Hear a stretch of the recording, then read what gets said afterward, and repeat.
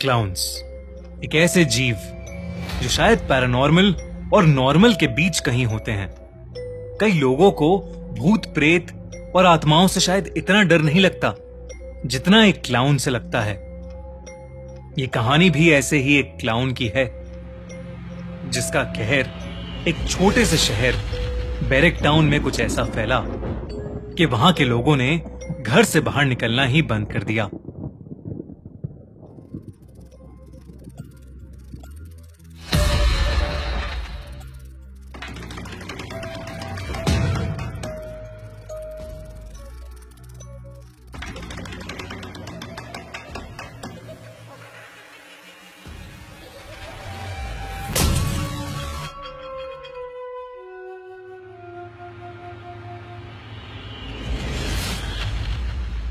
आज एना का बर्थडे है।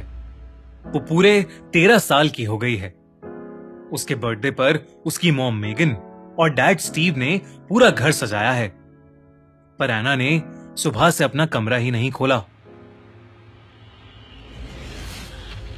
एना, ओपन द डोर बेटा। देखो, तुम्हारे पापा और मैंने तुम्हारे बर्थडे के लिए पूरा घर डेकोरेट किया है। एना, जिद नहीं करते, जल्दी से बाहर आओ। आप अपनी मॉम को परेशान मत करो। मेगन और स्टीव के कई बार बुलाने पर भी कोई जवाब नहीं आया। अंदर से बस सिसकियों की आवाज आ रही थी। वो आवाज सुनकर एना के पेरेंट्स थोड़े परेशान हो गए। उन्होंने फिर से एक बार एना को दरवाजा खोलने के लिए कहा तो एना उन पर चिल्ला पड़ी, बस करो, प्लीज बस करो। पर एना बेटा, क्या हुआ? जो कुछ भी हुआ है तुम दोनों की वजह से हुआ है। अब मैं जहाँ पहुँच गई हूँ वहां से वापस नहीं आ सकती। मुझे अकेला छोड़ दो, जाओ। एना अपने घर वालों पर चिल्लाते चिल्लाते रो पड़ी। उसके बेड पर उसके पास ही एक डॉल पड़ी थी, एक क्लाउन की डॉल। उसने उस डॉल को उठाया और रोते रोते गले से लगा लिया। लेकिन आज जो हो रहा था वो पहली बार नहीं था। एना वैसे तो बहुत ही हंसमुख और खुश मिजाज किस्म की लड़की थी, पर करीब 3 महीने पहले जब उसे पार्क में खेलते हुए वो क्लाउन डॉल मिली थी, तब से वो दिन ब दिन अजीब होती जा रही थी। लोगों से ठीक से बात ना करना, अपने पेरेंट्स पर चिल्लाना और अपने रूम में घंटों घंटों तक खुद को लॉक कर देना। एना ने अपने सभी दोस्तों से बात करना भी छोड़ दिया था। वो बस पूरे टाइम अपनी क्लाउन डॉल से ही खेलती रहती थी। पहले तो एना के पेरेंट्स को लगा कि शायद बच्चों के अंदर टीनेज की उम्र में ऐसे बिहेवियर चेंजेस या बदलाव आते ही हैं। लेकिन अब सिचुएशन थोड़ी ज्यादा आगे बढ़ रही थी। एना के ऐसे बुरी तरह चिल्लाने के बाद एना की मॉम मेघन के भी आंसू आ गए थे। एना के डैड स्टीव ने मेघन के कंधे पर हाथ रखा और मेघन को दिलासा देते हुए वो उसे एना के कमरे के दरवाजे से दूर लेकर चला गया। लेकिन एना के साथ अंदर कोई और भी था। वो क्लाउन डॉल अब एना के पास नहीं थी, बल्कि एना के पास खुद एक क्लाउन बैठा था जो एना के आंसू पोंछ रहा था। एना की जिंदगी में जो कुछ भी घट रहा था वो बहुत अजीब था, लेकिन उससे भी कुछ ज्यादा ही अजीब होने वाला था उस रात, जो बैरक टाउन के हर एक इंसान का दिल दहला देने वाला था। रॉबिन, एक टीनेजर, अपने दोस्तों के साथ हैंग आउट करके वापस घर लौट रहा था। शाम का समय था और मौसम थोड़ा बिगड़ने लगा था। एकदम से बादल गरजने लगे और आसमान में अंधेरा छा गया। जोरों की एक बिजली कड़की और बहुत तेज बारिश शुरू हो गई। रॉबिन को अब अपनी बाइसिकल चलाने में बहुत दिक्कत हो रही थी, पर वो किसी तरह आगे बढ़ता जा रहा था। लेकिन आगे बढ़ते हुए अचानक से उसके सामने कोई आ गया। कोई अपने हाथ में बड़े सारे गुब्बारे लिए रोड के ठीक सामने खड़ा हो गया था। वो कौन था पता ही नहीं चल पा रहा था, क्योंकि उसका चेहरा गुब्बारों के पीछे ढका हुआ था।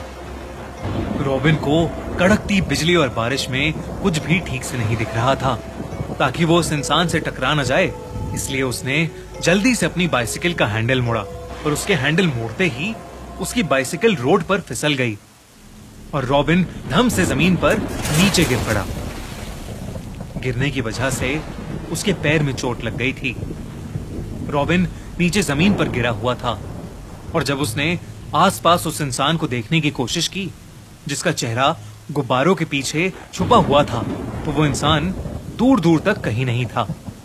फिर अचानक बिजली कटकी और वो आदमी रॉबिन के ठीक सामने आ गया। Hello, surprise surprise.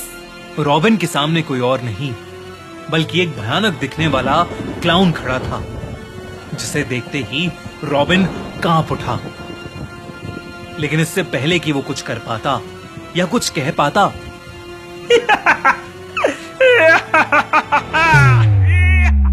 जब रॉबिन देर रात तक घर नहीं आया तो रॉबिन के पेरेंट्स ने उसके बारे में सब जगह मालूम किया, पर कुछ पता नहीं लगा।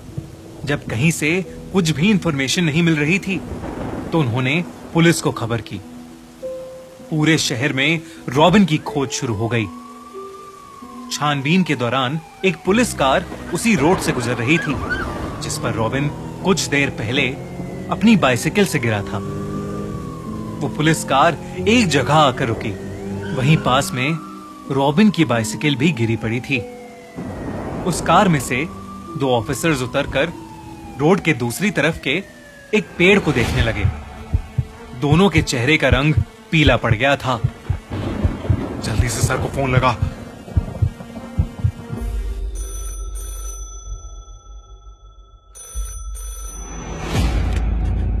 सर। हाँ बोलो। सर, यहाँ पर बहुत बड़ी प्रॉब्लम हो गई है। किसी ने उस बच्चे रॉबिन को मारकर पेड़ पर लटका दिया है। What? सर, आप जल्दी आ जाइए।